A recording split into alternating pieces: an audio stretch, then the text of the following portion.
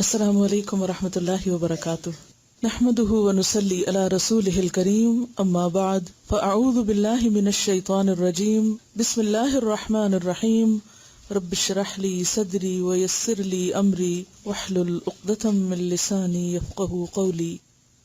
ایک دفعہ دروشی پڑھ لیجیے۔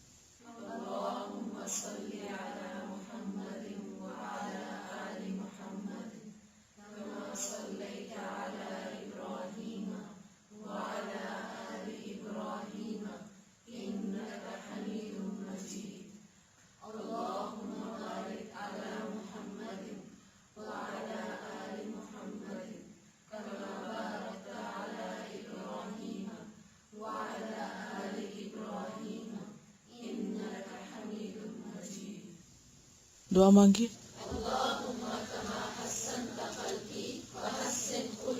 دوسری دعا بھی۔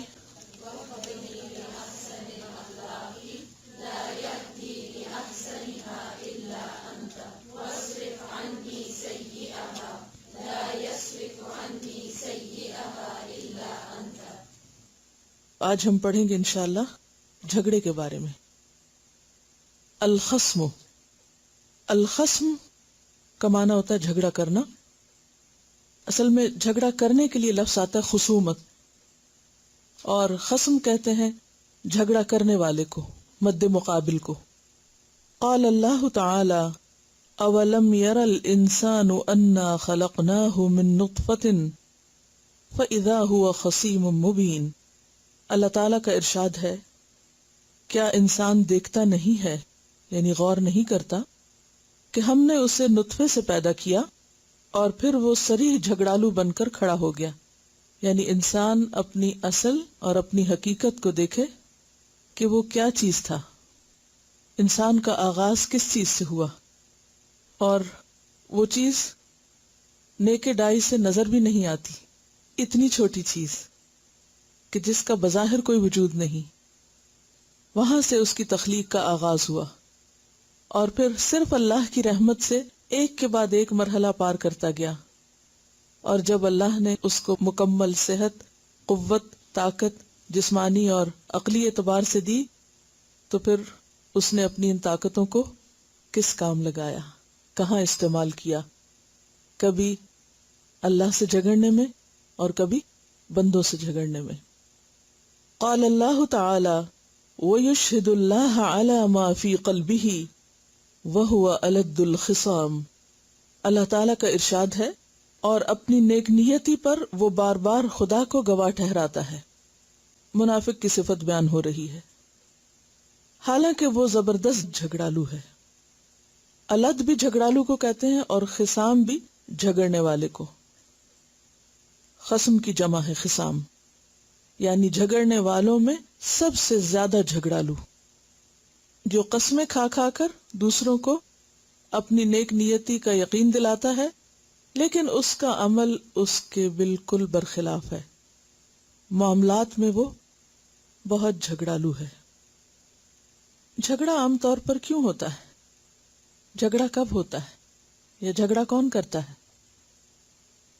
جھگڑا اس وقت ہوتا ہے جب ایک شخص دوسرے کی مرضی کے خلاف بات کرتا ہے، یا کوئی بات اسے اپنی شان کے خلاف نظر آتی ہے۔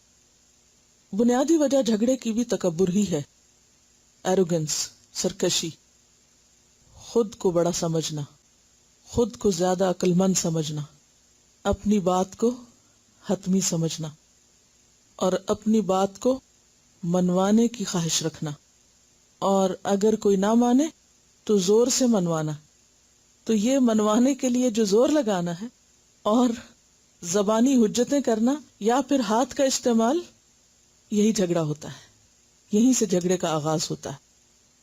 ان عروۃ بن الزبیر ان عائشہ رضی اللہ عنہا اخبرته قالت استأذن رجل على رسول اللہ صلی اللہ علیہ وسلم فقال ائذنوا له بئس اخو العشیرة او ابن العشیرة فلما دخل الان له الكلام قلت یا رسول اللہ قلت الذي قلت ثم ألنت له الكلام قال أي عائشة ان شر الناس من ترکہ الناس او ودعہ الناس اتقاء فحشہ، رواہ البخاری کتاب الادب۔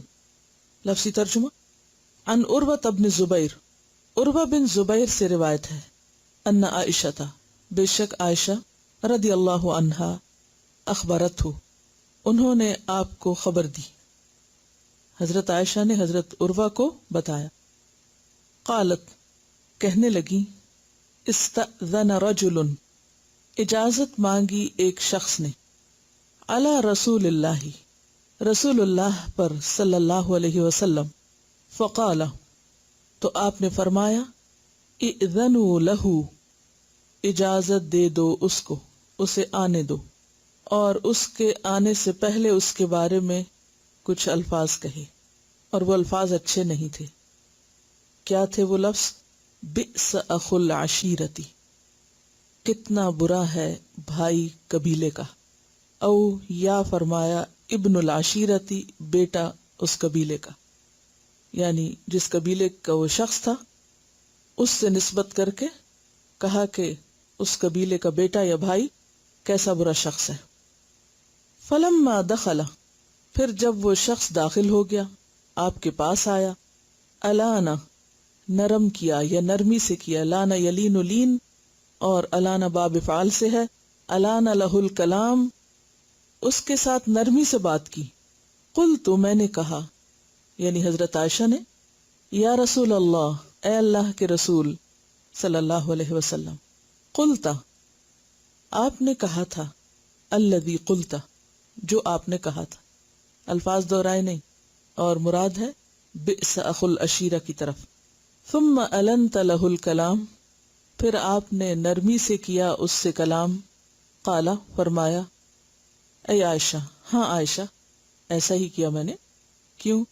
اس لیے کہ ان، بے شک، شر الناسی، لوگوں میں بدترین، برا شخص، وہ ہے، من، جو، ترکہ، چھوڑ دے اس کو، الناس، لوگ، جسے لوگ چھوڑ دیں، یعنی اس سے ملاقات، بات چیت، تعلق، معاملہ، او یا ودعہ، ودا کر دیں، چھوڑ دیں، الناس، لوگ، یعنی لوگ اس سے میل ملاقات بند کر دیں، اتقاء، بچنے کے لیے، فحشہ، اس کی بد کلامی سے، اس کی بد اخلاقی سے بچنے کے لیے اس کو چھوڑ دیں، تو اس وجہ سے میں نے اس سے بد اخلاقی کا معاملہ نہیں کیا، حالانکہ وہ شخص بہت برا تھا۔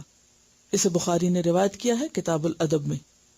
اس حدیث کو روایت کیا ہے عروہ بن زبیر نے اپنی خالہ حضرت عائشہ رضی اللہ تعالی عنہا سے۔ کیا جانتے ہیں آپ حضرت عروہ کے بارے میں؟ کون تھے؟ حضرت اسما کے بیٹے تھے۔ کس چیز میں مشہور تھے؟ ان کی بڑی شہرت تھی، کچھ معلوم؟ نہیں معلوم۔ جس دن ہمیں یہ معلوم ہو گیا کہ ہمیں نہیں معلوم، اس دن ہم معلوم کرنے کی کوشش بھی کریں گے۔ ابھی تک ہمیں یہ بھی معلوم نہیں کہ ہم جانتے نہیں، اس لیے جاننے کی ضرورت بھی نہیں رکھتے۔ عروہ بن زبیر جو ہیں، کیا صحابی تھے؟ تابعی تھے۔ حضرت عمر فاروق کی وفات سے 1 سال پہلے پیدا ہوئے تھے، تو صحابی کیسے ہو سکتے ہیں؟ صحابی کون ہوتا ہے؟ جس نے نبی صلی اللہ علیہ وسلم کو دیکھا ہو، آپ سے ملاقات کی ہو ایمان کی حالت میں۔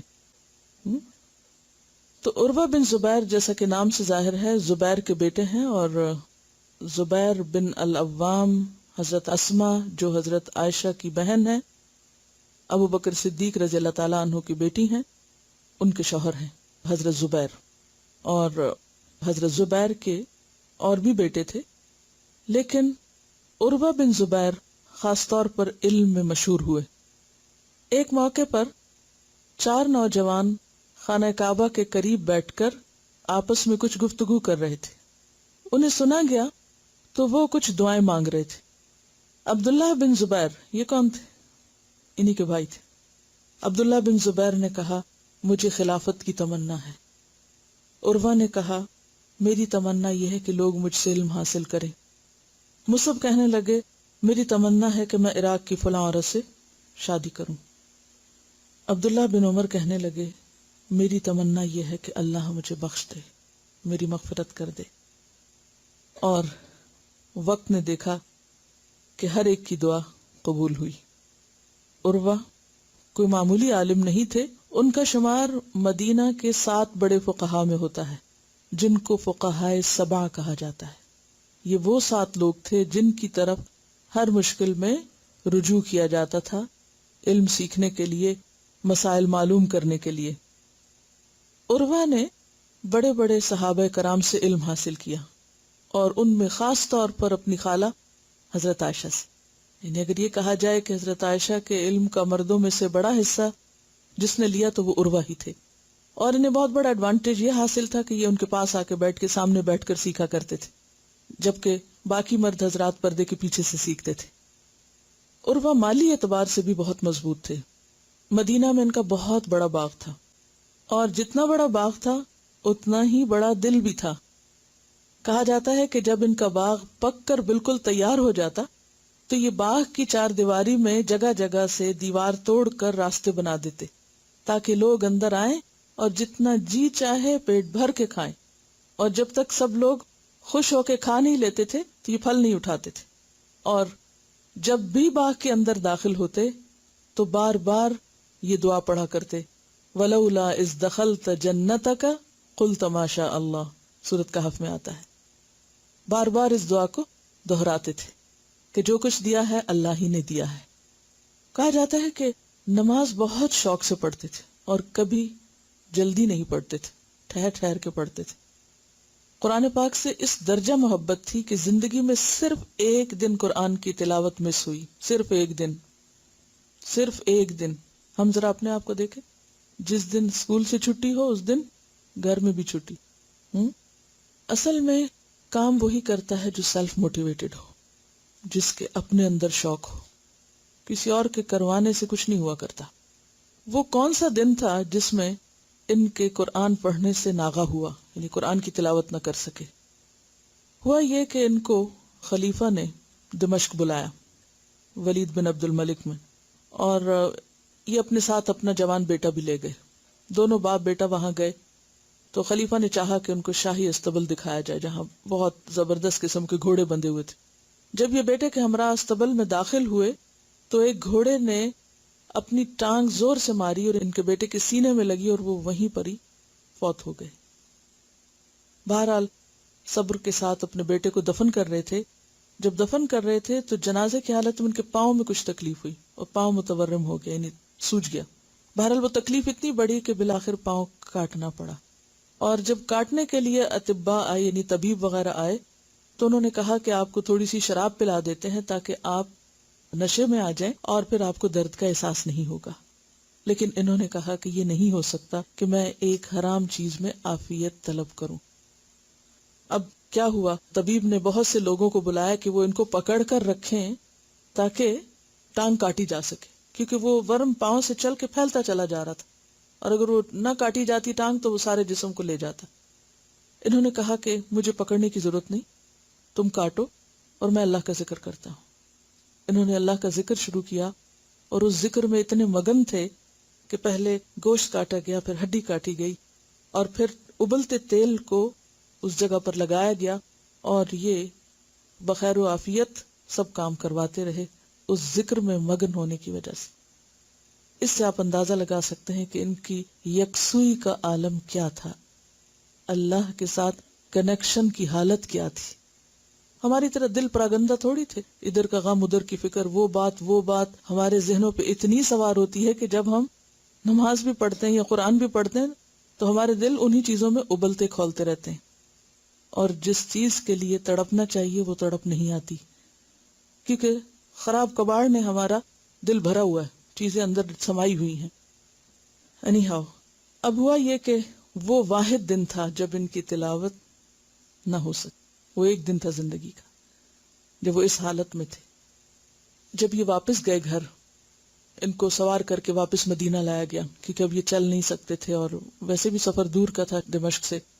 جب یہ واپس لائے گئے تو گھر والے ان کے استقبال کے لیے آئے تو انہوں نے پہلے ہی سلام کرتے ہی کہا کہ ایک بات سنو میری، کوئی افسوس نہ کرے، اس لیے کہ اللہ نے مجھے 4 بیٹے دیے تھے جن میں سے صرف ایک لیا ہے، 3 ہیں میرے پاس، اور 4 ہاتھ پاؤں دیے تھے، 2 ہاتھ 2 پاؤں، ایک پاؤں لیا ہے، ایک ٹانگ لی ہے، 3 باقی ہیں، سلامت ہیں، اس لیے غم کی ضرورت نہیں، کوئی فکر نہ کرے اور سب صبر سے کام لیں۔ اب آپ دیکھیے کہ اس موقع پر بہت سے لوگ آئے اور ظاہر ہے کہ بہت ہر دل عزیز تھے اور لوگ ان کے پاس حاضر ہوا کرتے تھے بہت سے مسائل کے ساتھ۔ تو ان میں سے ابراہیم بن محمد بن طلحہ نے جب ملاقات کی تو بہت ہی خوبصورت الفاظ میں ان سے تعزیت کی اور اپنے دل کا حال بیان کیا۔ وہ الفاظ کیا ہیں؟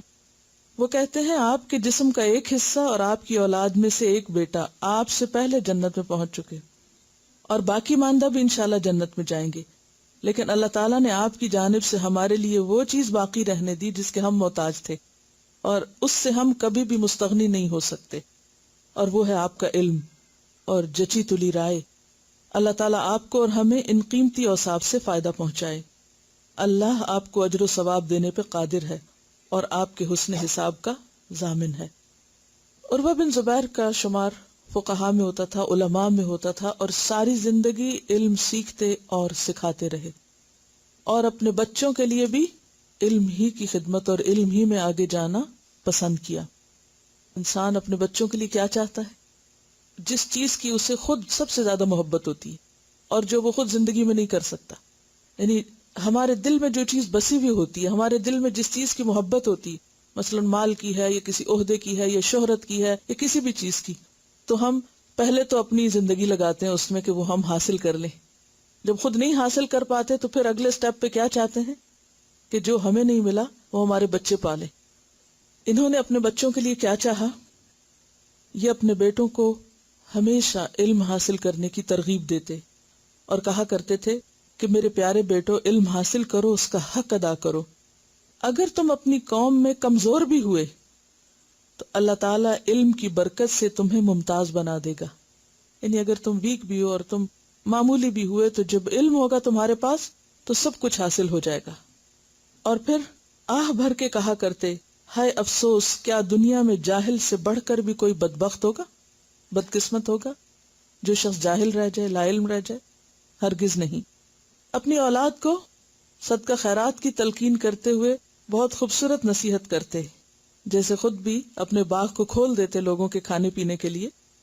کہتے کہ اللہ کی راہ میں صدقہ اس طرح دیا کرو جس طرح ہدیہ یا تحفہ کسی عزیز کو پیش کیا جاتا ہے، جیسے اپنے کسی عزیز دوست کو ہدیہ پیش کرتے ہو، اللہ کی راہ میں بھی ایسے ہی دیا کرو۔ میرے پیارے بیٹو، کبھی بھی راہ خدا میں کوئی ایسی چیز بطور صدقہ نہ دینا جو تم اپنی قوم کے کسی عزیز کو دیتے ہوئے شرماؤ، یعنی اپنے کسی دوست ساتھی کو دیتے ہوئے، اپنے کسی رشتہ دار کو دیتے ہوئے جو چیز شرماؤ کہ ہائے وہ کیا کہے گا، کیا دیا میں نے، تو ایسی چیز اللہ کی راہ میں مت صدقہ کرو۔ اللہ تو بڑی عزت، شان و شوکت اور جاہ و جلال والا ہے، یعنی اس کو ہی تم گھٹیا چیز دو گے؟ اس کی عظمتوں کا تقاضا بھی یہی ہے کہ جو چیز بھی اس کے نام پہ دی جائے وہ بھی قابل قدر، پسندیدہ اور ہر لحاظ سے عمدہ ہو۔ لیکن ہم لوگوں کا طرز عمل کیا ہے؟ اگر اللہ کی راہ میں کچھ دینا ہو تو کیا دیتے ہیں؟ جو ردی بیکار غیر ضروری چیز ہو۔ وہ اکثر کہتے جب کسی کو کوئی اچھا کام کرتے دیکھو، مثلا کوئی کسی نیکی کے کام میں مشغول ہے، کسی کی خدمت کر رہا ہے، کوئی قرآن پڑھ رہا ہے، کوئی سیکھ رہا ہے، سکھا رہا ہے، کچھ کوئی بھی اچھا کام، تو اس شخص سے اچھائی ہی کی امید رکھو، اگرچہ وہ شخص لوگوں کی نظروں میں برائی کیوں نہ ہو۔ یعنی لوگ اگر اسے برا کہیں بھی تمہارے پاس آ کے کہ وہ شخص اچھا نہیں، لیکن تم نے خود اس کو اچھا کرتے دیکھا ہے تو اس کے بارے میں اچھی رائے ہی رکھو، کیونکہ اس سے مزید اچھے کاموں کی توقع رکھی جا سکتی ہے۔ اور جس شخص کو خود برا کام کرتے دیکھو اس سے بچ کے رہو، اگرچہ وہ لوگوں کی نظروں میں اچھا ہی کیوں نہ ہو، کیونکہ اس سے کسی وقت کوئی اور برائی بھی سرزد ہوگی۔ خوب یاد رکھو، ایک نیکی بہت سی نیکیوں کا پیش خیمہ ہوتی ہے اور ایک برائی کئی برائیوں کو جنم دیتی ہے۔ تو اگر ایک شخص کسی ایک اچھے کام میں لگا ہے تو وہ اور بھی اچھا کرے گا، اور اگر برے میں لگ گیا ہے تو اس سے مزید برائی کی بھی توقع، کیونکہ اس کے بعد پھر ایک چین چل پڑتی ہے۔ بہرحال اپنے بچوں کو جو نصیحتیں کی ان میں خاص طور پر تواضع، تحمل، برداشت اور حسن اخلاق کی نصیحتیں تھیں۔ اپنے بچوں کو سمجھاتے ہوئے کہتے ہیں، جس شخص کی بات میں مٹھاس ہو چہرے پہ مسکراہٹ کی ہر دم چمک ہو، وہ لوگوں میں اس شخص سے زیادہ پسند کیا جاتا ہے جو ان پر بے دریغ مال خرچ کرتا رہے. یعنی ایک شخص اگر مال خرچ بھی کرتا رہے لیکن مسکرا کے بات نہ کرے، اچھی طرح پیش نہ آئے، تو اس کا گراف پسندیدگی کا نیچے ہے. اور وہ شخص جو آپ کو مال نہ دے سکے لیکن اچھے اخلاق سے پیش آئے، محبت سے پیش آئے، وہ اپنی قدر اور اپنی محبت دلوں میں زیادہ پیدا کر لیتا ہے. جب دیکھتے کہ لوگ عیش و عشرت کی طرف مائل ہو رہے ہیں، ناز و نام کے دل دادا ہو چکے ہیں، تو انہیں آپ صلی اللہ علیہ وسلم کی زندگی کی مشکلات اور مصائب کے بارے میں بتاتے. ایک تابعی ہیں محمد بن منقدر، وہ کہتے ہیں کہ عروہ مجھ سے ملے، میرا ہاتھ پکڑا اور فرمایا، اے ابو عبداللہ، میں ایک دفعہ خالہ عائشہ کی خدمت میں حاضر ہوا. انہوں نے مجھے دیکھ کے فرمایا، بیٹا. میں نے کہا، جی اماں حضور. فرمایا، اللہ کی قسم، نبی صلی اللہ علیہ وسلم کے گھر میں 40 راتیں آگ نہیں جلتی تھی، نہ چولہا جلتا. تو میں نے ادب سے عرض کیا، پھر آپ کا گزارا کیسے ہوتا؟ فرمایا، بس کھجور اور پانی سے. یعنی جب کوئی شخص ایسی شکایت کرتا یا بہت زیادہ دنیا کی طرف دوڑنے لگتا تو وہ لوگوں کو یہی واقعہ سنایا کرتے تھے کہ تم کس پیغمبر کی امت ہو اور کن چیزوں میں پڑ گئے. بہرحال یہ تھے عروہ بن زبیر، اور ان کی ساری نصیحتوں سے کیا پتہ چلتا ہے کہ یہ وہ شخص ہے کہ جس نے علم کی روح کو پایا ہے اور علم سیکھتے سیکھتے ان تجربات کو حاصل کیا ہے اور ان باتوں کو سمجھا ہے جو واقعی حکمت کہلاتی ہے. ایک ہوتا ہے نا علم اور ایک ہوتا ہے حکمت. علم جب ڈائجسٹ ہوتا ہے کسی کے اندر تو پھر حکمت ٹپکتی ہے وہاں سے. پھل جیسے پکتا ہے تو پھر اس کا رس ٹپکتا ہے، تو حکمت بھی اس رس کی طرح ہوتی ہے کہ جو علم کے جذب ہونے اور علم کے عمل میں آنے کے بعد نصیب ہوتی ہے. بہرحال 71 سال کی عمر میں فوت ہوئے، 71 ایئرز کے تھے جب ان کی وفات ہوئی. یہ تھے عروہ بن زبیر. یہ روایت کرتے ہیں حضرت عائشہ رضی اللہ عنہا سے کہ انہیں حضرت عائشہ نے خبر دی. کیا خبر تھی؟ کہ ایک شخص رسول اللہ صلی اللہ علیہ وسلم کے پاس آنے کی اجازت مانگتا ہے.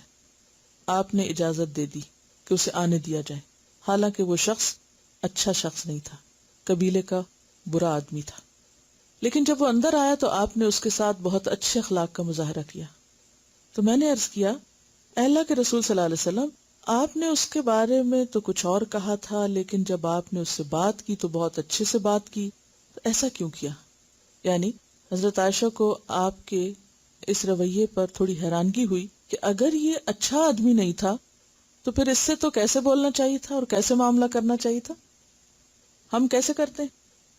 اگر ہمیں کسی کے بارے میں شک بھی ہو جائے کہ وہ اچھا آدمی نہیں ہے تو پھر ہمارا اخلاق کہاں جاتا ہے؟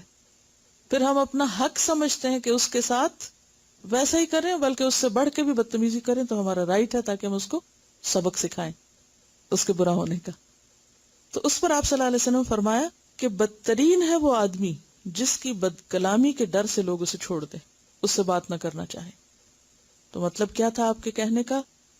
کہ میں نے اچھے سے بات اس لیے کی ہے کہ اگر میں بد اخلاقی سے پیش آؤں تو لوگ تو مجھ سے ملنا جلنا بھی چھوڑ دیں گے. تو وہ شخص خود برا ہے جس سے لوگ اس کی بد اخلاقی کی وجہ سے ملنا جلنا چھوڑ دیں. یعنی میں بھی پھر کس مقام پہ آ جاؤں گا؟ اسی کے. یہاں ایک سوال ذہن میں آتا ہے کہ آپ نے اس کی غیر حاضری میں اس کے بارے میں ایسی بات کیوں کہی؟ کیا یہ غیبت میں نہیں آتا؟ کیونکہ غیبت کی تعریف یہ ہے کہ ذکر کا اخا کا بما یکرہ، کسی کا ذکر ایسے الفاظ میں کرنا جو اس کو ناپسند ہو. تو آپ نے اسے بئس اخو العشیرہ کہا کہ یہ اپنے قبیلے کا بدترین شخص ہے. کیوں؟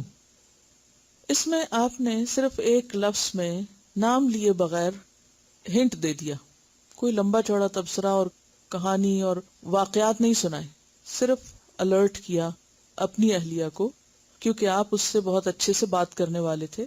تو الرٹ کس لیے کیا، خبردار کس لیے کیا؟ کہ یہ شخص کوئی اچھا آدمی نہیں، تاکہ گھر والے محتاط رہیں. تو اس میں اس انداز سے بات کرنا اور اس موقع پہ بات کرنا غیبت شمار نہیں ہوتا. اس میں پورا سینٹنس بھی نہیں، نمبر 2 نام بھی نہیں لیا، یعنی اس شخص کا نام نہیں لیا، اور نمبر 3 یہ کہ بس جتنی ضرورت تھی خبردار کرنے کی، محتاط کرنے کی، بس اتنی بات کر دی. بئس اخو العشیرہ، بس بئس اخو العشیرہ، تاکہ حضرت عائشہ کو پتہ چل جائے کہ یہ شخص کیسا ہے. اور ظاہر حضرت عائشہ کے علاوہ تو گھر میں اور کوئی نہیں تھا. ازواج مطہرات کے اپنے اپنے گھر تھے اور ایک طرح سے اکیلی اکیلی ہوتی تھی. تو اس میں اگر کوئی بھی شخص نبی صلی اللہ علیہ وسلم کی غیر موجودگی میں آتا ہے تو ازواج کو پتہ ہونا چاہیے کہ کون آ رہا ہے، کون اجازت لے رہا ہے، کون کس کام کے لیے آیا ہے اور اس کے ساتھ کیا معاملہ کرنا ہے. اور اہم بات جو پتہ چل رہی ہے وہ کیا ہے کہ اس شخص کے بد اخلاق ہونے کے باوجود بھی آپ نے اس کے ساتھ بہت اچھے اخلاق کا مظاہرہ کیا. ہمارے لیے کیا سبق ہے اس میں؟ کوئی کیسا بھی ہو، ہمیں اپنے اخلاق کے مطابق چلنا ہے. اگر یہ حد مقرر نہ کی جائے تو پھر تو کوئی شخص بھی اخلاق پہ قائم رہ ہی نہیں سکتا، کیونکہ پھر ہم میں سے ہر ایک کے پاس یہ جواز ہے کیا کہ وہ بھی تو ایسا ہی ہے نا. اگر میں نے یہ کیا تو اس نے کون سا اچھا کیا. اور عام طور پر ہم اسی طرح اپنے آپ کو جسٹیفائی کرتے ہیں اور اپنا رائٹ سمجھتے ہیں، اپنا حق سمجھتے ہیں کہ دوسرا چونکہ اچھا نہیں لہذا مجھے ایسا بننا پڑتا ہے. تو یاد رکھیے کہ اگر آپ نے وہی کیا جو ایک بد اخلاق شخص کرتا ہے یا بد اخلاقی کی ڈیفینیشن میں آتا ہے تو پھر آپ بھی اچھے اخلاق پر فائز نہیں ہو سکتے، با اخلاق نہیں کہلا سکتے. تو اخلاق کیا ہے؟ کوئی اچھا کرے تب بھی اچھا کیا جائے اور کوئی اچھا نہ کرے تب بھی اچھا کیا جائے، اچھوں سے بھی اچھا اور بروں سے بھی اچھا. اور پھر آپ دیکھیے کہ جو آپ نے بات فرمائی کہ لوگوں میں بدترین انسان وہ ہے کہ جس کی جھگڑالو طبیعت اور جس کی بد اخلاقی اور بد کلامی اور بدتمیزی کی وجہ سے لوگ اس سے ڈرنے لگیں اور اس سے بچنے لگیں اور اس کے سامنے آنے سے گریز کریں. لوگ کس سے گریز کرتے ہیں؟ ملاقات کرنے کو یا بات کرنے کو. بعض اوقات ایسا ہوتا ہے نا کہ کسی انسان کو کسی سے بات کرنے کی ضرورت بھی ہوتی لیکن لوگ آگے نہیں بڑھتے، بات نہیں کرتے، کر ہی نہیں پاتے. کیوں نہیں کرتے؟ وجہ کیا ہوتی ہے؟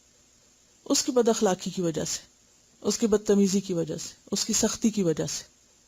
تو یہ کوئی اچھی علامت نہیں، کوئی اچھا سائن، اچھا سمبل نہیں، اچھی مثال نہیں کہ لوگ توبہ توبہ کریں ایسے شخص سے بات کرنے سے. اللہ کے رسول صلی اللہ علیہ وسلم اس کو شر الناس کہہ رہے ہیں، بدترین انسان، انسانوں میں سے انتہائی بدترین انسان کہ جس سے لوگ بات نہ کرنا چاہیں. اگلی حدیث عن عائشة رضی اللہ عنہا عن النبی صلی اللہ علیہ وسلم قال ان ابغض الرجال الى اللہ الالد الخصم رواہ البخاری کتاب المظالم. عن عائشة، عائشہ رضی اللہ عنہا سے روایت ہے، عن النبی، وہ روایت کرتی ہیں نبی صلی اللہ علیہ وسلم سے، قال، آپ نے فرمایا، ان، بے شک، ابغض، سب سے زیادہ ناپسندیدہ، الرجالی، مردوں میں سے، اور عورتیں بھی اس میں شامل ہیں، اللہ، اللہ کے نزدیک، الالد، سب سے زیادہ جھگڑالو، قوما لدا قرآن پاک میں آتا نا، الالد، سب سے زیادہ جھگڑالو، بات بات میں جھگڑا کرنے والا، پیچھے پڑ جانے والا، بےزتی کر دینے والا. الخصم جھگڑالو شخص ہے کہ جو جھگڑے کے بغیر بات نہ کرے، جو ہر بات میں جھگڑا پیدا کر دے، جو سیدھی بات کو بھی الٹا کر دے. اسے بخاری نے روایت کیا ہے. سیدہ عائشہ رضی اللہ عنہا سے روایت ہے کہ نبی کریم صلی اللہ علیہ وسلم نے فرمایا، اللہ تعالیٰ کے یہاں سب سے زیادہ ناپسندیدہ وہ آدمی ہے جو سخت جھگڑالو ہو. کیسے ہوتا ہے جھگڑا؟ مثلا سیدھی بات کا بھی الٹا مطلب نکالنا، سیدھی صاف آسان بات کا غلط مطلب نکال کے بات کو آؤٹ آف کانٹیکسٹ بیان کرنا. ایک شخص آرام سے بات کر رہا ہے، وہاں اس سے اونچی آواز سے بولنا شروع کر دینا، جھگڑے پہ اتر آنا، سیدھی سی بات کو مشکل کر دینا، اپنی بات کو درست سمجھنا اور اسی کو دہرائے چلے جانا اور دوسرے کی سن کے نہ دینا، دوسرے کی سننے کی کوشش ہی نہ کرنا، دوسرے کے لیے بولنے کی گنجائش ہی نہ چھوڑنا، بد زبانی کرنا یعنی گالی گلوچ کرنا، سخت الفاظ استعمال کرنا، الجھنا، الجھانا، دوسرے کو کنفیوز کرنا، بیل مار، نہیں مارتا تو پھر بھی مار. یعنی بے وجہ دوسروں کو چھیڑ چھاڑ کرنا کہ جس سے وہ غضبناک ہو جائیں اور پھر جھگڑے پہ اتر آئیں. تنزیہ بات کسی سے کرنا بھی جھگڑے کا سبب بنتا ہے، اور دوسرے کی بے عزتی کر دینا یا اس کا مذاق اڑانا. بازو کا جھگڑا کس سے شروع ہوتا ہے؟ مذاق اڑانے سے. اب آپ کا ہوم ورک یہ ہے کہ آپ وہ اسباب تلاش کیجئے جو جھگڑے کا سبب بنتے ہیں، تاکہ پھر ہم ان چیزوں سے بچنا شروع کریں، ان چیزوں سے پرہیز کریں جس سے جھگڑا شروع ہوتا ہے. کیونکہ آپ کے آس پاس ہو سکتا ہے، گھر میں ہو سکتا ہے، جاننے والوں میں لڑائی جھگڑے کی قصے کہانیاں آپ سنتے ہو. جھگڑے میں پڑھنا ہوم ورک نہیں ہے، جھگڑے کے اسباب تلاش کرنا کہ وہ کون سی باتیں ہیں کہ جہاں سے جھگڑا شروع ہوتا ہے. بعض اوقات بات کچھ ہوتی ہے اور اس کو کچھ اور بنا دیا جاتا ہے. پہلے تو ہمیں یہ دیکھنا ہے کہ وہ کون سی چیزیں ہیں جو جھگڑے کا سبب بنتی ہیں، یا وہ کون سے انداز ہیں، یا وہ کون سے اسباب ہیں کہ جو جھگڑا کریٹ کرتے ہیں، اور پھر ان کو سلجھایا کیسے جا سکتا ہے. نیکسٹ سٹیپ پہ دیکھتے ہیں. ابھی سیدہ عائشہ رضی اللہ عنہا سے روایت ہے کہ نبی کریم صلی اللہ علیہ وسلم نے فرمایا، اللہ تعالیٰ کے یہاں سب سے زیادہ ناپسندیدہ وہ آدمی ہے جو سخت جھگڑالو ہو. یعنی اب آپ دیکھیے کہ اگر اللہ کے ہاں کسی کی قدر اور ویلیو نہیں، اور وہاں گراف پسندیدگی کا بالکل 0 پہ آ جائے، اور سخت ناپسندیدہ، یعنی اللہ تعالیٰ نفرت کرتا ہے ایسے لوگوں سے کہ جو جھگڑالو ہوں، جھگڑے پیدا کریں، بات بات پہ لڑنے پہ اتر آئیں. تو پھر خواہ پوری دنیا میں ہماری شہرت کیوں نہ ہو، ناموری کیوں نہ ہو، عزت کیوں نہ ہو، صرف ڈر کے مارے ہی لوگ بھلے عزت کر رہے ہوں. بعض اوقات ایسا بھی ہوتا ہے نا کہ حقیقی عزت کسی کے دل میں نہیں ہوتی، وہ کس لیے عزت کرتے ہیں؟ اپنی عزت بچانے کے لیے. یعنی چاہے کسی کا کتنا ہی روب اور دبدبا اور ایک ٹہکا سا ہو، لیکن دل میں کوئی قدر نہ ہو، یا کوئی شخص کتنا ہی مالدار کیوں نہ ہو، یا کتنی بڑی ڈگری کسی کے پاس کیوں نہ ہو، کتنا ہی علم والا کیوں نہ ہو، لیکن اگر لوگوں کے دلوں میں وہ نہیں بستا، دل میں اس کے لیے قدردانی نہیں، تو اللہ کے ہاں بھی اس کا کوئی مقام نہیں. تو انتہائی محتاط رہنے کی ضرورت ہے. اور پھر یہ کہ صرف ناپسندیدہ نہیں، اب غض، اللہ تعالیٰ اس سے سب سے زیادہ بغض رکھتے ہیں، سب سے زیادہ ناپسند کرتے ہیں ایسے شخص کو کہ جو جھگڑالو ہو. اگلی حدیث ہے ان انس بن مالک عن النبی صلی اللہ علیہ وسلم قال اتدرون ما العدۃ قالوا اللہ ورسولہ اعلم قال نقل الحدیث من بعض الناس الى بعض لیفسد بینہم. رواہ البیہقی فی السنن الکبری کتاب الشہادات. ان انس بن مالک، انس بن مالک رضی اللہ عنہ سے روایت ہے، ان النبی، نبی صلی اللہ علیہ وسلم سے روایت کرتے ہیں، انہو بے شک وہ، قال آپ نے فرمایا، اتدرون کیا تم جانتے ہو، مل عدت کہ بدخلق کون ہے، قالو انہوں نے کہا، اللہ و رسولہ عالم، اللہ اور اس کا رسول سب سے زیادہ بہتر جانتے ہیں. قال فرمایا، نقل الحدیث بات کو روایت کرنا، من بعض الناس بعض لوگوں سے، الی بعض طرف بعض کے، لیفسد تاکہ وہ فساد کرے، بینہم ان کے درمیان. اور یہاں عدت کا لفظ جو ہے یہ خبیث کے معنوں میں ہے. العد چھوٹا کانٹے دار درخت، جیسے جھاڑیاں ہوتی ہیں نا، کبھی آپ گزرے ہو کسی ایسے جنگل سے جہاں زمین کے اوپر پھیلی ہوئی جھاڑیاں کانٹوں والی ہوں اور وہ آپ کے کپڑوں کو چپک جائیں، اور آپ جتنا چھڑانے کی کوشش کریں اتنا ان سے اور الجھیں. اور اسی سے پھر عدت بدخلق انسان کے لیے بھی آتا ہے. سیدنا انس بن مالک رضی اللہ عنہ سے روایت ہے کہ نبی کریم صلی اللہ علیہ وسلم نے فرمایا، کیا تم جانتے ہو کہ عدہ کیا ہے؟ صحابہ رضی اللہ عنہم نے کہا، اللہ اور اس کے رسول بہتر جانتے ہیں. آپ صلی اللہ علیہ وسلم نے فرمایا، فساد پھیلانے کے لیے ایک کی بات دوسرے تک پہنچانا. یعنی ایسا شخص بھی اللہ کے نزدیک سخت ناپسندیدہ ہے کہ جو لوگوں کو آپس میں لڑائے، ان کے تعلقات خراب کرے. اور یہ عام طور پہ کیسے ہوتا ہے؟ کسی کا قریبی ہونے کے لیے، ہر دل عزیز ہونے کے لیے، اس کی نظروں میں سمانے کے لیے، بعض اوقات اس کی ہمدردی حاصل کرنے کے لیے لوگ کیا کرتے ہیں؟ اوروں کی باتیں لا لا کے پہنچاتے ہیں. تو آپ کو پتا ہے آپ کے بارے میں فلاں کیا کہتا ہے. اب آپ کے بارے میں کوئی کہے اور آپ کو اس سے دلچسپی نہ ہو اور آپ اس پر اعراض برتے، آپ تو لازمن جاننے کی کوشش کریں گے. اگر وہ کہے نہیں میں نہیں بتاتا تب بھی کہیں گے اب تم پہ قسم ہے تم بتاؤ، اور تو ضرور معلوم کریں گے کہ کیا کہتا ہے کوئی. اور پھر بعض اوقات سچی بات اور بعض اوقات جھوٹی، اور بعض اوقات آؤٹ آف کانٹیکسٹ، کیونکہ بعض اوقات کسی شخص نے وہ بات اس معنی میں نہیں کہی ہوتی جس میں دوسرے تک پہنچا دی جاتی، اور اس سے کیا ہوتا ہے دوسرے کا دل خراب ہوتا ہے. اب کیا ہوگا اس خراب دل کے ساتھ وہ آئندہ اس سے ملے گا تو پھر کیا ہوگا، وہ بھی بد اخلاقی برتے گا. اس کو بھی خراب کیا اس کو بھی کیا، اور ان دونوں کے آپس کے تعلقات بھی خراب کیے. اس کو اس سے بدزن کیا، اس کو اس سے بدزن کیا. حاصل کیا ہوا؟ یعنی ایسا شخص جو ہے اسے کانٹے دار درخت سے تشبیہ دی گئی. مومن کیا ہوتا ہے؟ قرآن پاک میں مومن کی مثال کیا ہے؟ کشجرۃ طیبہ اصلها ثابت وفرعها فی السماء تؤتی اکلها کل حین باذن ربها. مومن تو ہر آن اپنے رب کے اذن سے پھل ہی دیتا ہے، دوسروں کے لیے فائدہ مند ہوتا ہے. اور اس کے برعکس دوسری مثال کیا تھی؟ وَمَثَلُ كَلِمَةٍ خَبِيثَةٍ كَشَجَرَةٍ خَبِيثَةٍ اجْتُثَّتْ مِنْ فَوْقِ الْأَرْضِ مَا لَهَا مِنْ قَرَارٍ. اور یہ وہی کانٹے دار درخت، چھوٹی جھاڑیاں کانٹے والی. تو ہمیں دیکھنا یہ ہے کہ ہماری ذات سے دوسروں کو فائدہ پہنچ رہا ہے یا ہماری ذات سے دوسروں کو نقصان. ہماری ذات سے لوگوں کے باہمی تعلقات بہتر ہو رہے ہیں یا لوگوں کے باہمی تعلقات خراب ہو رہے ہیں. بعض اوقات بلا وجہ ہم اپنی فرسٹریشن دور کرنے کے لیے، اپنا غصہ نکالنے کے لیے، مثلا ہماری کسی سے نہیں بنتی تو ہم کیا کرتے ہیں، چلے اپنی نہیں بنتی تو نہ صحیح اس کا مقام اوروں کی نظر میں بھی جا کے گراتے ہیں، اور پھر دوسروں کو بھی وہ وائرس لگاتے ہیں، اور پھر ان کو بھی باہم جھگڑا دیتے ہیں، اور وہ پھر ایک سائیکل چل پڑتا ہے. وہ جو دوسرا متاثر ہوا وہ صرف خود متاثر نہیں تو وہ آگے چل کے کسی اور تک بات لے جاتا ہے، اور وہ ایسا وشس سرکل چل پڑتا ہے کہ جس کا کوئی اینڈ ریزلٹ نہیں ہوتا سوائے اس کے کہ کیے کرائے سارے اعمال پر پانی پھر جائے.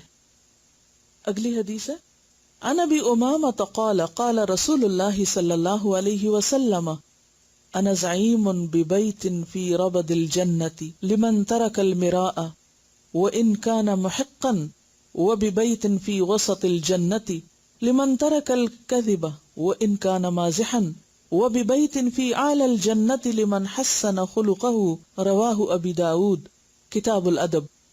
سیدنا ابو امامہ رضی اللہ عنہ سے روایت ہے کہ رسول اللہ صلی اللہ علیہ وسلم نے فرمایا انا میں زعیم ذمہ دار ہوں، ضامن ہوں، ببیتن گھر کا، فی ربد الجنہ جنت کے کناروں پر، گرد و نواح کے لیے استعمال ہوتا ہے، آؤٹ سکرٹس، لمن اس شخص کے لیے، طرح کا جس نے چھوڑ دیا، المراء جھگڑا، وہ ان کانا اور اگرچہ ہو وہ، محقن حق پر سچا، وہ ببیتن اور ایک گھر کا، فی وسط الجنہ جنت کے وسط میں درمیان میں، لمن اس کے لیے جو، ترک الکذبہ چھوڑ دے جھوٹ کو، وہ ان کانا اور اگرچہ ہو وہ، مازحن مزاح میں مذاق میں مذاق کرنے والا، وہ ببیتن اور ایک گھر کا، فی اعلی الجنہ جنت کے بالا خانوں میں، اعلی ترین مقام پر، لمن حسن خلقہ اس کے لیے کہ اچھا ہو اس کا اخلاق، جو اچھے اخلاق والا ہو. رواہ ابی داود کتاب الادب. سیدنا ابو امامہ رضی اللہ عنہ سے روایت ہے کہ رسول اللہ صلی اللہ علیہ وسلم نے فرمایا میں اس شخص کے لیے جنت کے اطراف میں ایک گھر کا ضامن ہوں جس نے حق پر ہوتے ہوئے بھی جھگڑا چھوڑ دیا. یعنی وہ سچا تھا، حق پر تھا، اور اس کے باوجود اس نے اپنا حق چھوڑ دیا، کیونکہ عموماً جھگڑے اس پر بھی ہوتے ہیں جب دوسرا شخص ایک کا حق دبا جائے. یعنی مثلا ایک چیز آپ کا حق تھی، آپ کی تھی، اور اس نے اس پر ناجائز قبضہ کر لیا. اب اس سے وہ واپس لینے کے لیے ایک لمبا مقدمہ چاہیے، اور اس میں انسان بعض اوقات پھر بھی کامیاب نہیں ہوتا. تو ایسی صورت میں ایک شخص اپنا معاملہ اللہ کے حوالے کر کے اگر خاموشی اختیار کر لیتا ہے تو اللہ تعالیٰ اسے قیامت کے دن بہترین طریقے پر کمپنسیٹ کریں گے. اور اس شخص کے لیے جنت کے درمیان میں گھر کا ضامن ہوں جس نے مذاق کے طور پہ بھی جھوٹ کا ارتکاب نہیں کیا، بالکل جھوٹ چھوڑ دیا مذاق میں بھی. کیونکہ عام طور پر لوگ سفید جھوٹ تو چھوڑ دیتے ہیں، یا یہ کہ بڑے بڑے جھوٹ چھوڑ دیتے ہیں، لیکن ان کی سمجھ میں یہ نہیں آتا کہ مذاق میں جھوٹ کیوں نہیں بولنا چاہیے. وہ کہتے ہیں اس سے کیا فرق پڑتا ہے، ایسا تو سبھی کرتے ہیں. لیکن ایسا کرنا بھی ناپسندیدہ ہے. کیوں؟ کیونکہ جب ایک غلط چیز چاہے تھوڑی سی مقدار میں کی جائے، وہ کس کی طرف لے جاتی ہے؟ بڑی غلطی کی طرف لے جاتی ہے. یعنی ایک شخص جو مذاق میں جھوٹ بولتا رہتا ہے، ایک دن ایسا آتا ہے کہ وہ بڑے سے بڑا جھوٹ بولتے ہوئے بھی شرماتا نہیں پھر، کیونکہ جھجک تو ختم ہو چکی ہوتی ہے غلط بیانی کرنے کی. اور اس شخص کے لیے جنت کے بلند ترین حصے میں گھر کا ضامن ہوں جس کا اخلاق اچھا ہو. اب یہاں پر آپ دیکھیے کہ جس چیز کی طرف توجہ دلائی جا رہی ہے وہ کیا ہے؟ جھگڑا چھوڑ دینا. اس میں ہم بہترین مثال دیکھتے ہیں حضرت ابوبکر صدیق رضی اللہ تعالیٰ عنہ کی. ایک شخص نے حضرت ابوبکر کو برا بھلا کہا، خاموش رہے. آپ وہاں بیٹھے ہوئے تھے، نبی صلی اللہ علیہ وسلم تعجب کرتے رہے، مسکراتے رہے. جب اس شخص نے بہت زیادتی کی تو حضرت ابوبکر نے بعض باتوں کا جواب دینا شروع کیا. اس پہ نبی صلی اللہ علیہ وسلم کو غصہ آ گیا. آپ وہاں سے اٹھ گئے. ابوبکر چل کر آپ سے ملے اور کہا، اے اللہ کے رسول صلی اللہ علیہ وسلم، وہ مجھے برا بھلا کہہ رہا تھا اور آپ بیٹھے خوش ہو رہے تھے، لیکن جب میں نے اس کی بعض بات کا جواب دیا تو آپ غصہ ہو گئے اور وہاں سے اٹھ گئے. آپ نے فرمایا، جب تم چپ تھے تو تمہارے ساتھ ایک فرشتہ تھا جو اس کا جواب دے رہا تھا، مگر جب تم نے خود جواب دینا شروع کیا تو فرشتہ چلا گیا اور شیطان آ گیا، اور جہاں شیطان آ جائے پھر وہاں آپ کیسے رہیں؟ بات یہ ہے کہ آپ نے جواب دینے کو ناپسند کیوں کیا؟ اگر کہ وہ شخص زیادتی کر رہا تھا، کیوں نہیں جواب دینا چاہا؟ اس سے جھگڑا بڑھتا ہے. ہم عام طور پر کلیریفیکیشن کرتے کرتے معاملات زیادہ خراب کر لیتے ہیں، اور ایک شخص نے اگر ایک بات کہی تو دوسرا اگر سن کے چپ ہو جاتا ہے تو بات ختم ہو جاتی ہے. لیکن جب دوسرا جواباً بولتا ہے تو پہلا تو پہلے ہی غصے میں ہے، وہ اور فلیئر اپ ہو جاتا ہے. پہلے اگر وہ سیدھی بات کر رہا تھا تو ہو سکتا ہے وہ گالیوں پہ اتر آئے، اور پھر اگر آپ گالی کا بدلہ لینا چاہیں تو ہو سکتا ہے کہ وہ پتھر اٹھا لے، اور پھر ہاتھا پائی شروع ہو جائے، اور پھر آہستہ آہستہ معاملہ کہیں سے کہیں جا پہنچے. اس کے برعکس اگر ایک شخص بولے چلے جا رہا ہے اور آپ خاموشی سے سن رہے ہیں تو کیا ہوگا؟ تھوڑی دیر میں اس کے غبارے کی ہوا نکل جائے گی اور اس کو ٹھنڈا ہونا پڑے گا. کتنی دیر کوئی ابل سکتا ہے، کھول سکتا ہے، بھڑک سکتا ہے؟ کتنی دیر؟ آخر کتنی دیر؟ بس دوسرے شخص کا اس وقت صبر کا امتحان ہوتا ہے کہ وہ اس وقت خاموشی اختیار کر لے، چپ کر کے سنتا جائے، خصوصاً اگر اس کی ذات کے بارے میں کچھ کہا جا رہا ہو، یعنی اس کو سخت سست یا نکما یا برا بھلا کہا جا رہا. لیکن اگر پلٹ کے وہ ایک لفظ بھی بول دے گا ایسے موقع پر تو کیا ہوگا؟ وہ مدت اور طویل ہو جائے گی. اگر ایک شخص کو 5 منٹ بولنا تھا تو وہ 10 منٹ بولے گا، تب آپ کو زیادہ لمبا صبر کرنا پڑے گا. اور اگر آپ نے زیادتی کر دی تو پھر بات بہت بڑھ جائے گی، اور بڑھتے بڑھتے بعض اوقات اتنی زیادہ بڑھ جاتی ہے کہ پھر اس کو جوڑنا یا اس کا علاج بھی ممکن نہیں ہوتا. تو اس لیے آپ صلی اللہ علیہ وسلم نے کیا پسند کیا کہ اس موقع پر خاموشی اختیار کی جائے، اور ان کو کیا تسلی دی؟ تم چپ تھے، اللہ کی طرف سے تمہارے لیے ایک مددگار موجود تھا. تو بات یہ ہے کہ جھگڑا ختم کرنے کے طریقوں میں سے ایک طریقہ کیا ہے؟ خاموشی اختیار کی جائے، جیسا کہ اس حدیث میں بتایا گیا ہے. اور اگر انسان کو یہ یقین ہو کہ قیامت کے دن اللہ سبحانہ وتعالی اس کا بہترین بدلہ دیں گے تو انسان کے لیے اور بھی آسان ہو جاتا ہے. ان عبداللہ ان النبی صلی اللہ علیہ وسلم قال سباب المسلم فسوق وقتالہ کفر، رواہ البخاری کتاب الایمان. ان عبداللہ بن مسعود رضی اللہ عنہ سے روایت ہے، ان النبی صلی اللہ علیہ وسلم قال کہ نبی صلی اللہ علیہ وسلم نے فرمایا، سباب المسلم، مسلم کو گالی دینا فسوق، فسق ہے، گناہ ہے، وقتالہ، اور اس کا قتل کرنا یا اس سے لڑنا کفر ہے. سیدنا عبداللہ بن مسعود رضی اللہ عنہ نے بیان کیا کہ نبی کریم صلی اللہ علیہ وسلم نے فرمایا کہ مسلمان کو گالی دینا فسق ہے اور اس سے لڑنا کفر ہے. یعنی کوئی معمولی بات نہیں ہے. جیسا کہ ایک اور حدیث سے بھی پتہ چلتا ہے کہ ایک مومن کی حرمت دوسرے مومن پر کیسی ہے، جیسے بیت اللہ شریف کی حرمت، جیسے حرام مہینوں کی حرمت، اور جیسے حرمت والے دن کی حرمت. یعنی جب انسان حج پہ جاتا ہے، کیونکہ آپ نے حجۃ الوداع کے موقع پر یہ بات فرمائی تھی. ہم عام طور پر خانہ کعبہ کی یا اشہر الحرم کی اور حرام مہینوں اور دنوں کی تو بہت حرمت کرتے ہیں اور اس میں بہت ہی کانشیس رہتے ہیں. تو اسی طرح کسی مومن کی عزت جو ہے وہ اللہ کے نزدیک اس سے بھی زیادہ محترم ہے، اس کا احترام لازم ہے. لیکن جہاں احترام کی لڑی ٹوٹ جاتی ہے وہاں پھر ہر چیز، یعنی انسان اخلاق کے دائرے سے باہر آ جاتا ہے. سارے مومنوں کا احترام لازم ہے، لیکن کچھ کا کچھ پر پھر مزید لازم ہے. یعنی پھر درجے بھی ہیں نا. یعنی اگر آپ اپنے سے چھوٹے والے کو کچھ برا بھلا کہہ رہے ہیں تو وہ بھی غلط ہے. چاہے بچوں کو آپ گالیاں دے رہے ہیں یا سخت باتیں کر رہے ہیں کہ جو ناحق ناروا ہیں، صرف اپنی فرسٹریشن نکالنے کے لیے کہ کسی نے آپ کو کچھ کہہ دیا اور اب آپ کا بس کسی اور پہ نہیں چل رہا تو آپ اسی کو ہی پکڑ لیں، وہ بھی غلط ہے. لیکن اگر آپ برابر والے کو کر رہے ہیں تو اس سے زیادہ غلط ہے. اور اگر آپ اپنے سے بڑے کو کر رہے ہیں، مثلا عمر میں بڑا ہے یا علم میں بڑا ہے یا رتبے میں بڑا ہے، کسی بھی اعتبار سے، تو وہ اور زیادہ برا ہو جاتا ہے. پھر اسی طرح کسی کے پیچھے بھی کہنا برا اور سامنے آ کے کہنا تو اور بھی برا، اور بھی اخلاق سے گری ہوئی بات. اگلی حدیث ہے ان ابی ہریرہ رضی اللہ عنہ انہ سمع النبی صلی اللہ علیہ وسلم یقول اللہم فأیما مؤمن سببتہ فاجعل ذلك له قربة الیک یوم القیامہ. رواہ البخاری کتاب الدعوات. ان ابی ہریرہ، ابو ہریرہ رضی اللہ عنہ سے روایت ہے، انہ سمع کہ انہوں نے سنا، النبی نبی صلی اللہ علیہ وسلم سے، یقول آپ فرمایا کرتے تھے.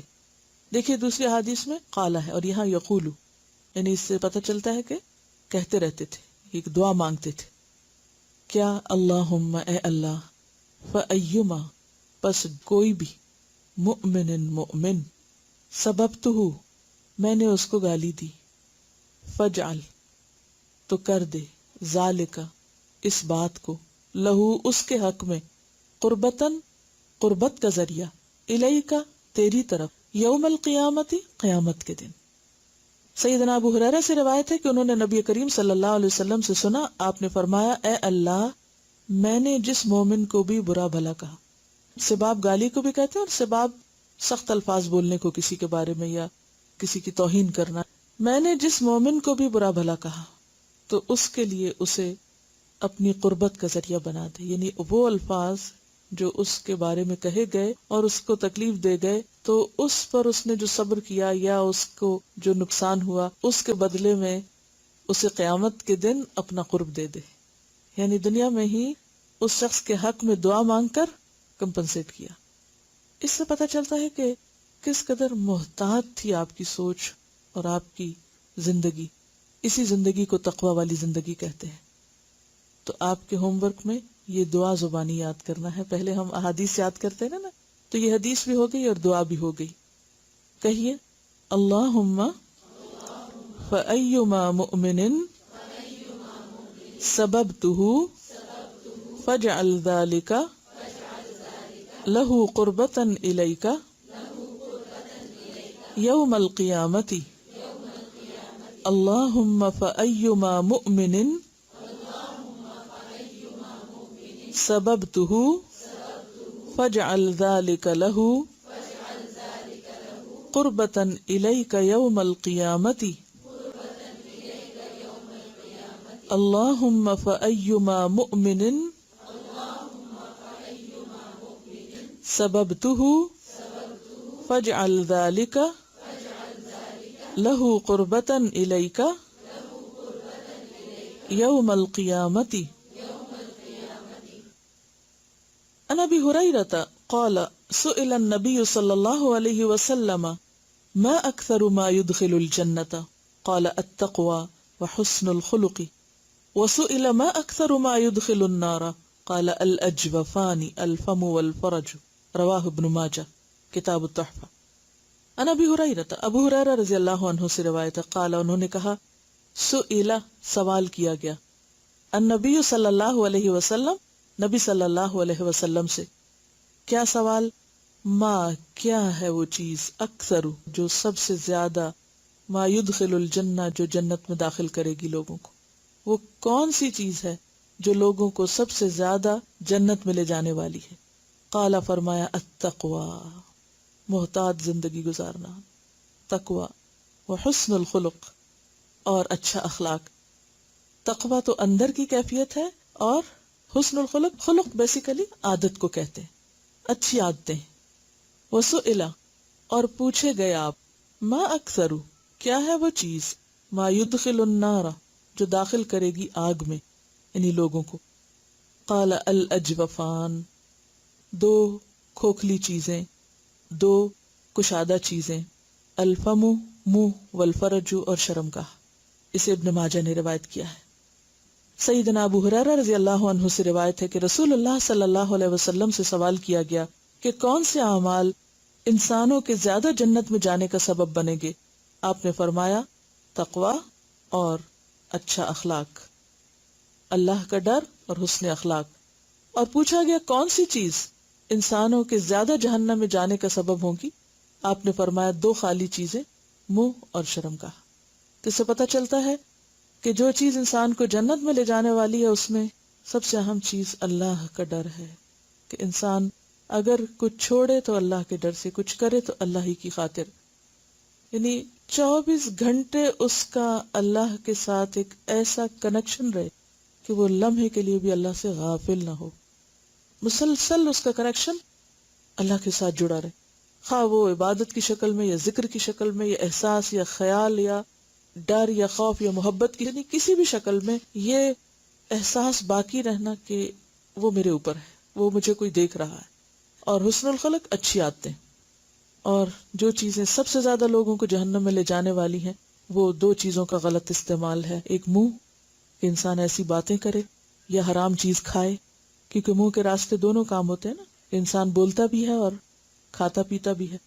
اگر کھانے میں حرام اختیار کرتا ہے یا بولنے میں غلط بیانی کرتا ہے تو یہ چیز جہنم میں لے جانے کا سبب ہے۔ اور اسی طرح شرمگاہ، کہ اگر انسان اس کی حفاظت نہیں کرتا، جیسے قرآن پاک میں آتا ہے کہ قل للمؤمنین یغضوا من ابصارہم ویحفظوا فروجہم، شرمگاہوں کی حفاظت جو ہے وہ ایمان کا حصہ ہے۔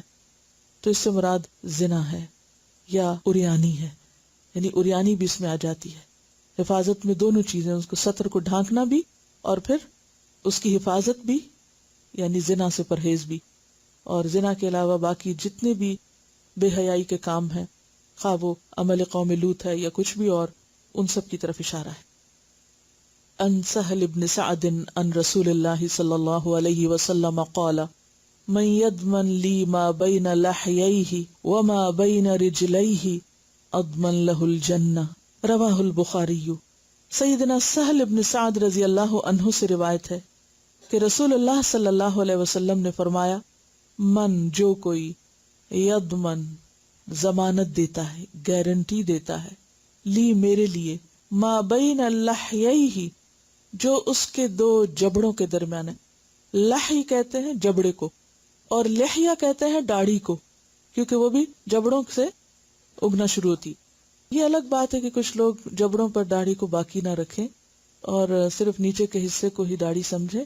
وما بین رجلیہ، اور جو اس کی دو پاؤں یا ٹانگوں کے درمیان ہے، اضمن لہ الجنہ، میں ضمانت دیتا ہوں اس کو جنت کی۔ اسے بخاری نے روایت کیا ہے۔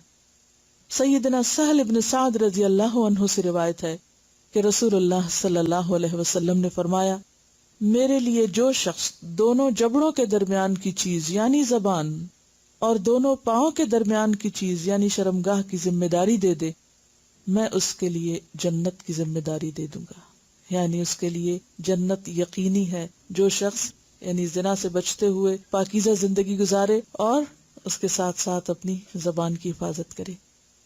زبان کی حفاظت میں بہت کچھ آئندہ بھی انشاءاللہ آئے گا، کیونکہ گفتگو پر ایک الگ چیپٹر ہے، وہاں اس کی ہم مزید وضاحت کریں گے۔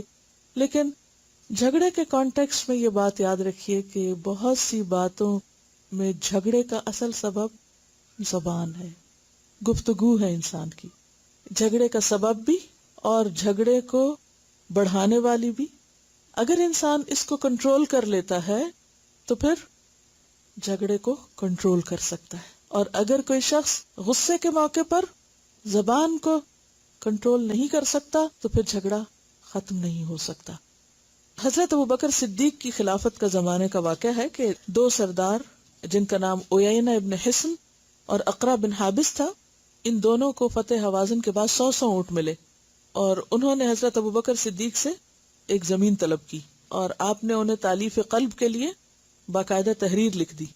ان دونوں نے کیا چاہا کہ دوسرے صحابہ سے بھی جا کر تصدیق کروائیں، لہٰذا وہ حضرت عمر کے پاس گئے. حضرت عمر نے حضرت ابوبکر کے فرمان کو پھاڑ دیا اور کہا کہ یہ وہ چیز ہے. کس نے کہا؟ عمر نے پھاڑ کے. یہ وہ چیز ہے جو رسول اللہ صلی اللہ علیہ وسلم تم لوگوں کو تالیف قلب کے طور پہ دیتے تھے، مگر اب اللہ نے اسلام کو طاقتور بنا دیا ہے اور تم سے بے نیاز کر دیا ہے. اس کے بعد وہ لوگ حضرت ابوبکر کے پاس آئے اور کہا خلیفہ آپ ہیں یا عمر؟ حضرت ابوبکر نے فرمایا وہی ہیں اگر وہ چاہیں تو، اور انہوں نے حضرت عمر کی رائے سے اتفاق کیا. اگر ہم جیسا کوئی وہاں ہوتا تو کیا کہتا؟ حضرت ابوبکر نے اس جھگڑے کو کیسے ختم کیا؟ حضرت ابوبکر کا کتنا سخت امتحان تھا، وہ خلیفہ تھے، انہوں نے ایک چیز لکھ کر دی جو شاہی فرمان تھی، حضرت عمر نے لے کے پھاڑ دی. کوئی معمولی بات نہیں تھی. وہ لوگ واپس حضرت ابوبکر کے پاس آئے کہ دیکھیں آپ کا فرمان پھاڑ دیا ہے. ہاں آپ خلیفہ یا وہ؟ کتنا سخت بھڑکانے والی بات تھی. آپ خلیفہ یا وہ؟ تو حضرت ابوبکر کے ساتھ اگر شیطان ہوتا تو وہ کیا کہتے؟ ایسی تیسی، خلیفہ میں ہوں اور میرا حکم اور میرا فرمان فلاں نے پھاڑ دیا. اور نتیجہ کیا نکلتا؟ اس امت کے دو بہترین افراد آپس میں لڑ پڑتے. اور امت کہاں جاتی؟ جب لیڈرز آپس میں لڑتے ہیں، جب بڑے آپس میں لڑتے ہیں تو نقصان کس کا ہوتا ہے؟ عوام کا ہوتا ہے. ایک بہترین خیر آنے سے رک جاتی. ایسے موقع پر ذمہ داروں کو بہت سوچ سمجھ کے بولنا چاہیے. اور وقتی طور پر اگر کوئی ایسے کہے بھی کہ آپ بڑے ہیں یا وہ بڑے، تو کیا کہنا چاہیے؟ وہی بڑے ہیں، انہی کو بڑا سمجھ لیں اور بات ختم ہو جائے گی. اس شدید تنقید پر حضرت ابوبکر نے بالکل برا نہیں مانا. کیوں؟ اس لیے کہ بات درست تھی. یہ لوگ اب ڈیزرو نہیں کرتے تھے اس چیز کو. اس کو کہتے ہیں بڑا دل ہونا. بڑے دل والے بڑے کام کرتے ہیں، چھوٹے دل والے کچھ کرنے کے قابل نہیں ہوتے. دلوں میں وسعت لائیے اور دلوں کی وسعت اللہ سے مانگیے. جب تک دل بڑے نہیں ہوں گے بڑا کام نہیں کر سکیں گے. دو آپشنز ہیں آپ کے پاس، یا چھوٹے دلوں کے ساتھ چھوٹے چھوٹے کام کرتے رہیں اور یا بڑے دل والے بن کر بڑے بڑے کام کریں. چوائس آپ کی ہے. کتنی نیکی کمانا چاہتے ہیں؟ جتنی برداشت ہوگی، جتنا اٹھا سکیں گے بوجھ، اتنا ہی بڑا اجر ہوتا چلا جائے گا. اللہ وسعت کے مطابق ہر ایک کو دیتا ہے. لا یکلف اللہ نفسا الا وسعها. ظرف بڑھائیے اور زیادہ نیکی کمائیے. اس کی مثال پہلے میں نے آپ کو دی تھی کہ اگر آپ کسی گلاس میں پتھر پھینکیں تو کیا ہوگا؟ سارا پانی باہر آ جائے گا، شاید گلاس خود بھی ٹوٹ پڑے، برسٹ ہو جائے. اور اگر آپ کسی ندی میں پہاڑ بھی ڈال دیں تو کیا ہوگا؟ وہ آرام سے نیچے جا کے بیٹھ جائے گا اور ندی کے اوپر کچھ بھی نہیں ہوگا. ہم کم ظرف ہیں، چھوٹے گلاس والے، یا پھر ندی ہیں گہری؟ کتنا چاہیے؟ جتنا چاہیے اتنا ہی ملے گا. ایک مثال ہے حضرت امیر معاویہ کی. ایک بار دمشق میں انہوں نے کچھ چادریں تقسیم کی تو ان میں سے ایک چادر دمشق کے ایک بوڑھے آدمی کو پہنچی. یعنی مال غنیمت جیسے تقسیم ہوتا تھا تو ایک چادر ایک بوڑھے شخص کو پہنچی. وہ انصار سے تھے، انصاری بزرگ تھے. ان کو وہ چادر پسند نہیں آئی. دیکھیے جھگڑا کیسے ہوتا ہے نا. چادر پسند نہیں آئی تو انہوں نے غصے میں آ کے کہا خدا کی قسم میں اس چادر کو امیر معاویہ کے سر پہ دے ماروں گا. بوڑھے ہو جاتے انسان، ویسے بھی ذرا ہر چیز کمزور ہو جاتی ہے تو ٹیمپر بھی کنٹرول کرنا بعض اوقات مشکل ہوتا ہے جوانوں کی نسبت. لیکن اب تو جوان کہتے ہیں ہماری جوانی کا تقاضا ہے کہ ہم اپنا ٹیمپر کنٹرول نہ کریں. کوئی بچہ ہے تو کوئی جوان ہے تو کوئی بوڑھا ہے، اور ہر ایک کے لیے جسٹیفیکیشن. تو وہ کہنے لگے واللہ لأضربن بها رأس معاویہ. حضرت معاویہ اس وقت عظیم اسلامی سلطنت کے خلیفہ تھے، وہ معمولی انسان نہیں تھے. انہیں یہ بات پہنچی، کسی نے جا کے بتا دیا کہ جس کو آپ نے چادر بھیجی تھی وہ اس طرح کا شکریہ ادا کر رہا ہے. امیر معاویہ کیا کر سکتے تھے؟ ری ایکشن کیا ہوگا؟ قتل کرا دیتے. کرا سکتے تھے، کیونکہ عام طور پہ کیا ہوتا ہے، جو شخص اتنی بڑی اتھارٹی رکھتا ہو اور ایسی پوزیشن میں ہو، اس کے لیے تو صرف ایک لفظ بولنا کافی کسی کام کرنے کے لیے۔ انہوں نے ایسا نہیں کیا، اس کے برعکس اس شخص کو بلا لیا اور ان کے سامنے اپنا سر کھول دیا، کہا اپنی قسم پوری کر لو۔ البتہ ایک بوڑھے کو چاہیے کہ وہ دوسرے بوڑھے پہ نرمی کرے، یعنی اگر آپ بوڑھے تو میں بھی بوڑھا ہوں، ایک بوڑھے کو دوسرے پر نرمی کرنی چاہیے۔ تو اس پر انصاری شرمندہ ہو گئے، معافی مانگی اور خاموشی کے ساتھ چلے گئے۔ اب آپ دیکھیے کہ اگر اس وقت اپنی اتھارٹی اور اپنے مقام اور مرتبے کو دیکھتے ہوئے اگر امیر معاویہ اس وقت غصے میں آتے اور انتقامی کارروائی کرتے تو کیا ہوتا؟ وہ بلاتے، مروا دیتے، اب یہ ہوتا کہ اس سے مزید جھگڑا ہوتا، مزید پورا خاندان ان کا اور قوم اور برادری اور معلوم نہیں کہاں کہاں تک وہ فتنہ پھیلتا۔ لیکن صرف ایک خاموشی نے اور حسن معاملہ اور حسن تدبیر نے معاملے کو کس طرح رفع دفع کر دیا کہ گویا کوئی بات بھی نہ تھی۔ امیر معاویہ یہ بھی سوچ سکتے تھے کہ اگر یہ آج ایسی بات کرے گا تو کل دوسرا بھی کرے گا، تو بہتر ہے کہ اس کو کنٹرول کرنا چاہیے تاکہ لوگوں کو آئندہ یہ ایسی باتیں کرنے کا موقع نہیں۔ کیونکہ عام طور پہ ہم ایسے مواقع پر کیوں سختی کر جاتے ہیں، کیوں غصے کا اظہار کرتے ہیں، کیوں انتقام لینے پر ہی تل جاتے ہیں کہ ہم یہ بہانہ کر لیتے ہیں کہ اس سے پھر دوسروں کو سبق سکھایا جائے۔ بہرحال ایسے معاملات میں اس طرح کا طریقہ اختیار کرنا کہیں زیادہ فائدہ مند ہے بنسبت دوسرے طریقے کے۔ اور صرف یہ نہیں کہ یہ حضرت ابو بکر حضرت عمر کی بات مان رہے ہیں، حضرت عمر خطبہ دے رہے ہیں اور عورتوں کا مہر کم کر رہے ہیں، اور ایک عورت کھڑی ہو کے کہتی ہے کہ عمر تم نے کیسے کم کر دیا جب اللہ نے ان کو زیادہ دیا ہے؟ تو حضرت عمر بھری مجلس میں خلیفہ ہوتے ہوئے اعتراف کرتے ہیں اور کیا کہتے ہیں؟ اس شہر میں تو ہر شخص عمر سے بڑھ کر فقیہ ہے۔ یہ تھا ان لوگوں کا اخلاق۔ اپنی ذات کے لیے انتقام لینے اور اپنی ذات کا بدلہ لینے کا کوئی وقت نہیں تھا۔ یہ ہم جیسے لوگوں کا کام ہے کہ جب ہماری زندگیوں میں مقصد عزیز نہیں ہوتا، ذاتیں عزیز ہوتی ہیں، تو پھر ایسے سلسلے شروع ہوتے۔ ایک دوسرے سے حسد نہیں تھا، اپنی ذات کو منوانے کا شوق نہیں تھا، وہ ہر چیز کے لیے آگے بڑھتے تھے دین کا فائدہ سوچ کر، اور پرسنل لیول پہ چیزیں نہیں لیتے تھے۔ ہم ہر چیز کو ذات پہ لے لیتے ہیں، اگر کوئی کسی چیز پہ تنقید کرے تو اس کو ہم اپنی ذات کے خلاف لے لیتے، اور پھر ہم اپنی ذات کی صفائی دینے میں کوئی کسر نہیں چھوڑتے۔ اصل مشکل یہ ہے کہ ہمارے سامنے کوئی بہترین مثالیں ہی نہیں ہیں، لا ادری کا احساس نہیں ہے کہ ہم نہیں جانتے۔ ہم اکثر ایک سوال کرتے رہتے ہیں، کیا وجہ تھی صحابہ کرام اتنے کامیاب تھے؟